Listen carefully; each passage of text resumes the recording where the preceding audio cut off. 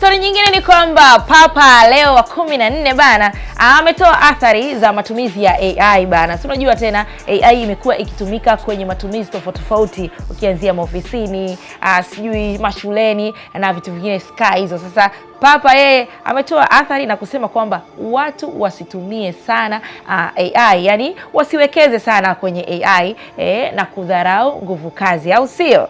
Papa Leo wa 14 ametoa athari kuhusu hatari zinazoweza kusababishwa na matumizi ya akili bandia, yani AI, akitaka kuwepo kwa sheria na mfumo imara zaidi ya kuthibitisha teknolojia hiyo duniani. Papa amesema kuwa teknolojia ya AI inapaswa kutumika kusaidia maisha ya binadamu na kurahisisha shughuli mbalimbali, lakini sio kuchukua nafasi ya watu katika maamuzi muhimu yanayohusu maisha, kazi na usalama wa dunia. Pia amesisitiza umuhimu wa kulinda wafanyakazi dhidi ya kupoteza ajira kutokana na utumiaji wa teknolojia hiyo, pamoja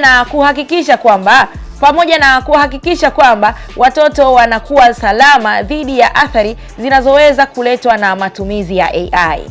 Sasa kupitia kauli hiyo ya Papa inaonyesha kuwa inaongeza mjadala mkubwa unaoendelea duniani kuhusu namna ya kudhibiti maendeleo ya teknolojia ya akili bandia, huku mataifa mengi na makampuni makubwa ya teknolojia zikiendelea kuwekeza kwa kasi sana katika sekta hiyo. Noma sana. So AI kama ime take over hivi, au sio?